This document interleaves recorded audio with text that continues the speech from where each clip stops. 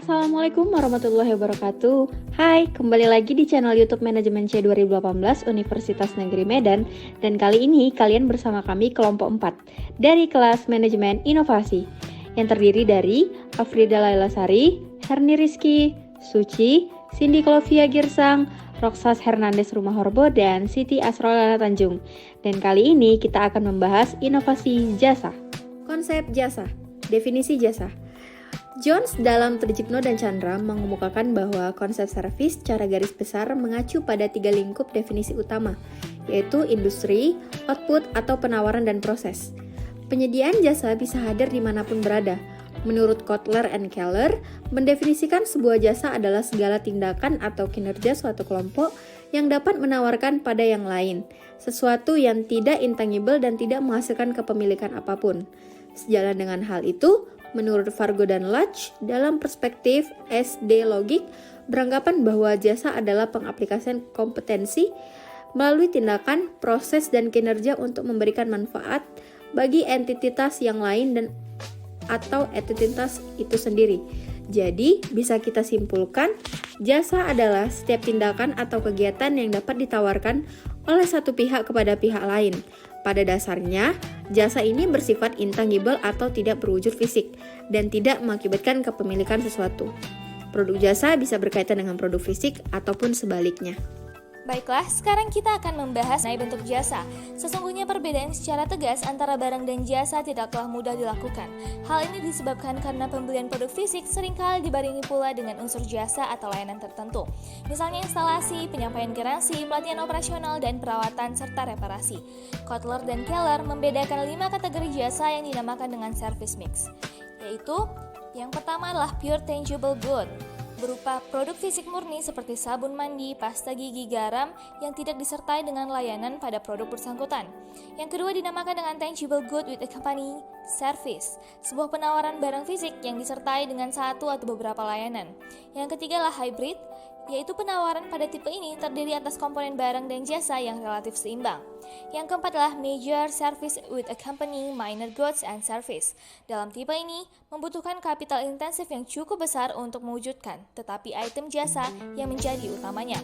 Yang terakhir adalah pure service. Penawaran pada tipe ini hampir seluruhnya adalah jasa seperti tukang jahit, konsultan, babysitter, pengacara, dan lain sebagainya. Baiklah, selanjutnya saya akan membahas mengenai karakteristik jasa.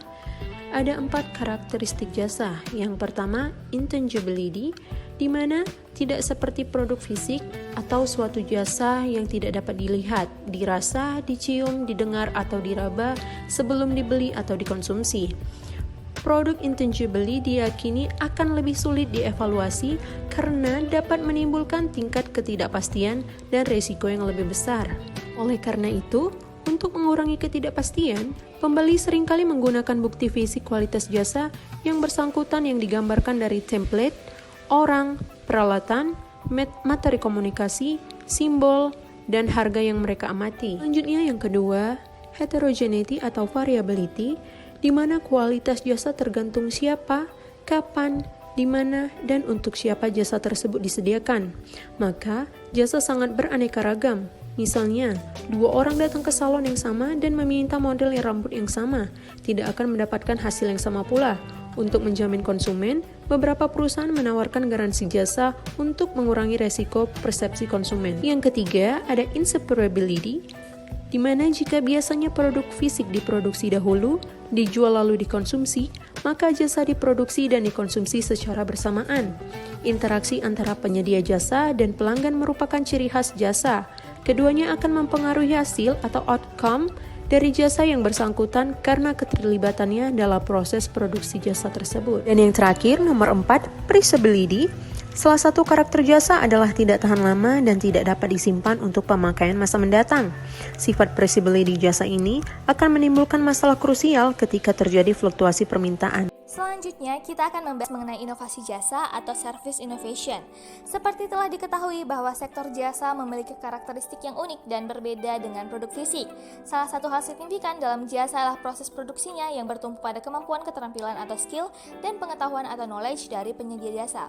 Konsep RBF atau Research Based View yang dipopulerkan oleh Bernie pada tahun 1991 beranggapan bahwa sumber daya menjadi kompetensi dan kapabilitas intraorganisasi yang menciptakan dan menangkap nilai atau value. Walau demikian, konsep RBF banyak mengalami kelemahan karena hanya mencangkup kapabilitas atau sumber daya internal organisasi sehingga perlu kolaborasi dengan aktivitas atau proses. Yang pertama adalah transfer ide dan pengetahuan dalam inovasi jasa. Research teori yang diinspirasi oleh Service Domain Logical atau SDL memberikan gambar nilai strategi, keterampilan, pengetahuan, dan budaya kompetensi perusahaan. Konsep SDL dari Fargo dan Large memperkenalkan perspektif sendiri mengenai sumber daya atau research yang menurutnya bahwa sumber daya itu bersifat dinamis dan mencakup pula unsur-unsur non-fisik.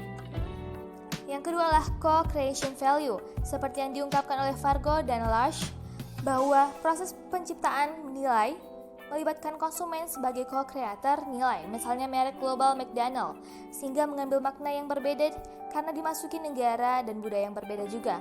Weston menjelaskan bahwa makna dan norma-norma sosial berbeda yang terkait dengan interaksi antara McDonald dan pelanggan dalam berbagai negara di Asia. Secara umum, pelanggan Asia tidak menganggap sebagai fast food dan menghabiskan waktu lebih banyak untuk bersosialisasi dengan makanan di McDonald. Selanjutnya, dampak inovasi jasa dalam perusahaan jasa. Masih kurangnya penelitian dan literatur yang mengkaji efek dari inovasi jasa atau service innovation, sehingga tidak menemukan kesepakatan yang pasti akan efek dari inovasi jasa tersebut. Menurut studi S et al. Pada tahun 2010, yang melakukan penelitian akan dampak inovasi jasa dengan pendekatan studi literatur mengkategorisasikan dampak inovasi jasa dalam 5 level, yaitu yang pertama, efek proses bisnis. Dalam level ini membahas dampak pada proses internal bisnis, kapasitas penyediaan jasa, biaya internal, produktivitas, fleksibilitas reduksi resiko. Yang kedua, efek kapabilitas. Dalam kategori ini mencakup dampak pada pembelajaran atau learning, budaya, pertumbuhan karyawan, dan kepuasan karyawan. Lalu yang ketiga, efek relasional. Dalam kategori ini didasarkan pada dampak nilai konsumen, kepuasan konsumen, loyalitas konsumen, lock-in effect, citra image, dan hubungan mitra bisnis. Yang keempat, efek finansial. Dalam kategori ini mencakup dampak pada kinerja finansial secara umum, market share, penjualan jasa baru, penjualan jasa yang telah ada, dan market value perusahaan. Yang terakhir, nomor 5, efek kompetitif. Dalam kategori ini didasarkan pada dampak posisi persaingan, kemampuan untuk bertahan atau survive, penciptaan pasar baru, dan kinerja strategi. Inovasi jasa sebagai keunggulan bersaing. Dalam lingkungan yang terus berubah dan hyperkompetitif, menjadi perlu bagi praktisi dan perusahaan memberikan jasa superior yang dibutuhkan oleh konsumen. Service innovation menjadi salah satu jawaban untuk merespon perubahan lingkungan tersebut.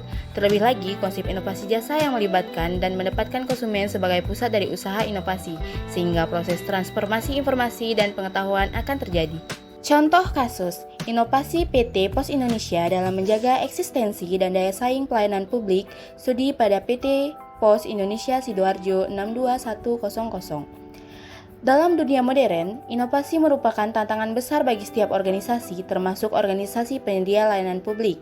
Penelitian ini bertujuan untuk mendeskripsikan bentuk-bentuk inovasi, keberhasilan dan kegagalan inovasi, serta faktor-faktor pendorong dan penghambat inovasi PT Pos Indonesia Sidoarjo dalam menjaga eksistensi dan daya saing pelayanan publik. Hasil dari penelitian tersebut adalah: yang pertama, bentuk-bentuk inovasi PT Pos Indonesia Sidoarjo untuk menghadapi tantangan organisasi adalah inovasi produk dan proses.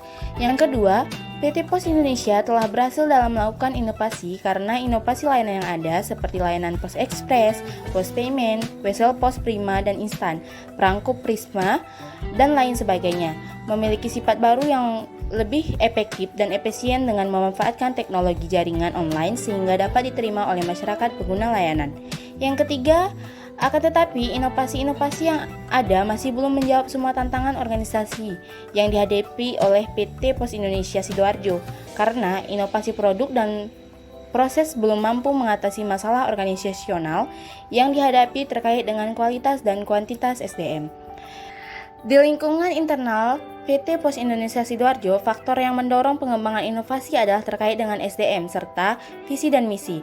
Faktor penghambat yang ada di lingkungan eksternal adalah sarana dan prasarana serta biaya operasional. Sedangkan faktor yang mendorong pengembangan inovasi dari lingkungan eksternal adalah kebijakan pemerintah, kemajuan teknologi, dan munculnya jasa pengiriman swasta. Dan faktor penghambatnya lainnya adalah pelanggan dan pengguna jasa layanan. Kesimpulan, sektor jasa menjadi fokus perhatian banyak pihak termasuk pemasar, akademisi, dan praktisi. Proses inovasi jasa yang membutuhkan sumber daya yang bersifat intangible seperti ide, pengetahuan, dan skill menjadikan proses inovasi menjadi sangat kompleks. Oleh karena itu, proses pengolahan sumber daya intangible menarik perhatian perusahaan di tengah pergeseran paradigma good dominant logic menuju service dominant logic. Ide, pengetahuan, dan skill dalam berinovasi saat ini tidak lagi berasal dari internal perusahaan, tetapi juga berasal dari luar perusahaan seperti pelanggan, pemasok, bahkan dari pesaing itu sendiri. Dengan kata lain, pemasaran berbasis relasional menjadi medium dalam mengakselerasi proses inovasi suatu perusahaan. Berbagai hasil studi menunjukkan bagaimana pola interaksi relasional akan menjadikan pihak eksternal perusahaan berperan sebagai CEO creator of value dalam proses inovasi penciptaan produk dan jasa. Nilai proses CEO creation yang melibatkan pelanggan, pemasok, dan pesaing yang menciptakan value proposition yang unggul. Proses penciptaan nilai dalam hubungan relasional inilah yang menjadi sumber yang fundamental sebuah proses inovasi dalam menciptakan keunggulan bersaing. Terima kasih.